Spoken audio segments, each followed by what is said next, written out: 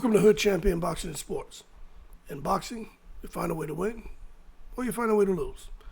You can also find yourself making a fight, and boxing fans poke you in the eyeball because they say that you're basically being a weight bully. And what I mean by that is knowing that you are the A side and you bring a guy up from a lower weight class to make a fight. Now, in the case of Jaron Ennis and Virgil Ortiz and Gervonta Tank Davis against Lamont Roach, I almost want to call him Lamont the joke coach Roach because that's what Floyd Mayweather Sr. used to call Freddie Roach. Anyway, that's the situation what you have here. Now, I was sitting back here and thinking about that. Jaron Ennis being a small guy going to fight Virgil Ortiz, who's a big guy. And if Virgil Ortiz beats Boots, he's gonna receive all this credit basically for fighting a smaller fighter. I don't know if that you can really apply that to Jaron Ennis and Virgil Ortiz because it looks like Jaron kills himself to make 147. And even according to Jaron, he could fight all the way up to 168. So I don't know if it's fair to say this would be a weight bully situation with Virgil Ortiz bringing a smaller guy like Boots up. I don't know if I would apply that label to Virgil Ortiz in this case. I think Jaron Ennis may be naturally bigger than Virgil Ortiz. And is just doing this because his plans for 147 aren't really working out the way, he hoped. And Eddie Hearn has, supposedly strategized. Anyway, one thing I do want to say is, for those of you who are looking at Jaron Ennis and saying, nah, this is an easy win for Boots, I'd have to challenge that, okay? Because when you look at Jaron Ennis, 33 wins, 29 KOs. 87% KO ratio. He's 5'10" with a 74-inch reach. Look, let's not get anything twisted here. Okay?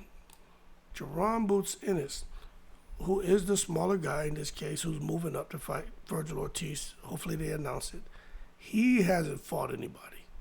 Chikazi and Avanasia, Villa, Custal Clayton, Delorme, Lippin, Yes, Van Herden, Abrow. Look. The reality is this. Jaron Ennis hasn't fought anyone. Okay? So he's the smaller guy, right?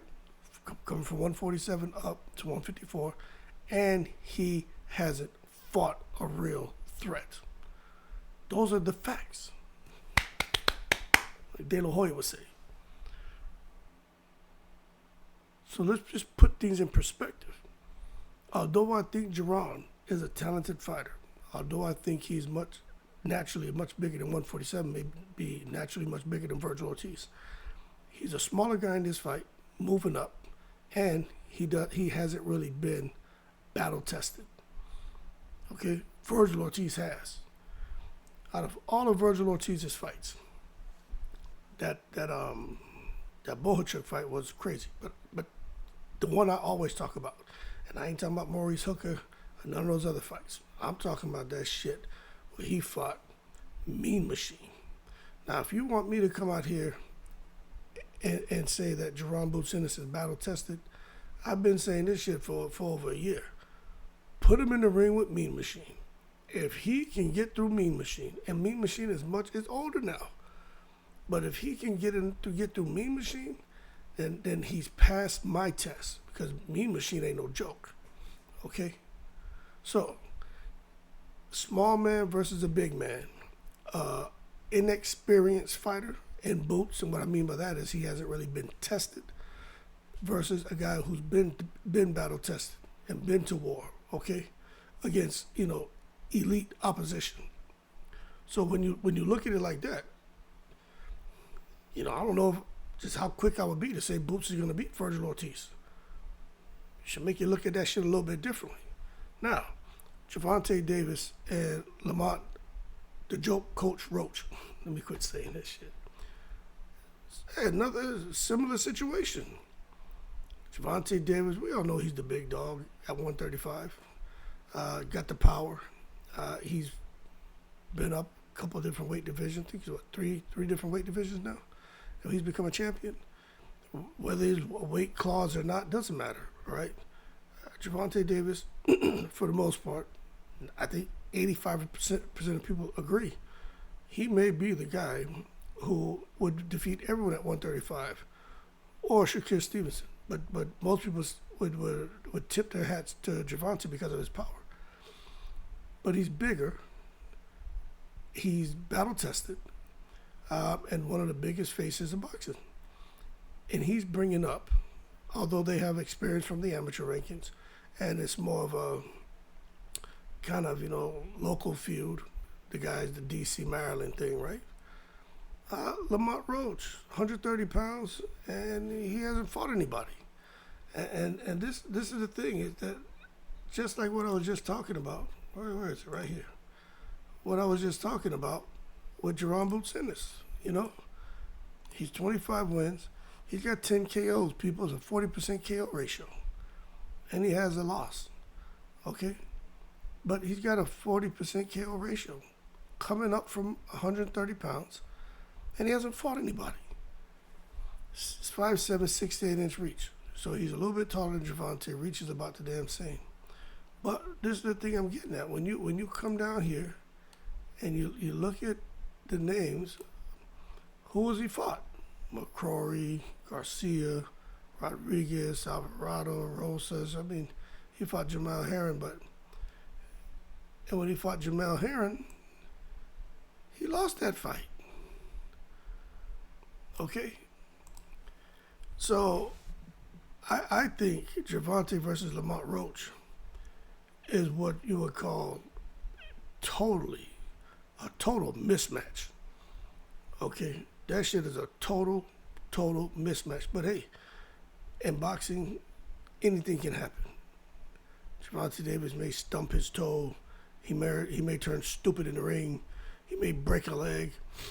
Who knows? You know what I mean? Lamont Roach, they may put, Vicks Vapor Rub on their gloves, and he may put something in Gervonta's eye. Basically, what I'm saying, he's going to need a miracle to win that goddamn fight against Gervonta Davis. Now, I don't think he wins, but when you look at it now, from Virgil Ortiz fighting Boots and Gervonta Davis fighting Lamont Roach, small man versus the big man, is this good or bad? I mean, I think it's good for the bigger guys and also the guys with more experience because they get to get in the ring and have their way. So it should work out, and they're going to get paid a nice paycheck. But as far as being lauded by fans, I think more fans would praise Virgil Ortiz because Jaron Ennis is supposed to be that guy. So if Virgil Ortiz beats him, I think it does wonders for Virgil Ortiz's profile. Now, Gervonta and Lamont Roach.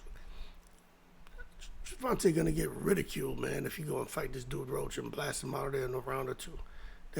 People are already tired of Gervonta Davis. But I'll say this right here. Virgil Ortiz and Boots.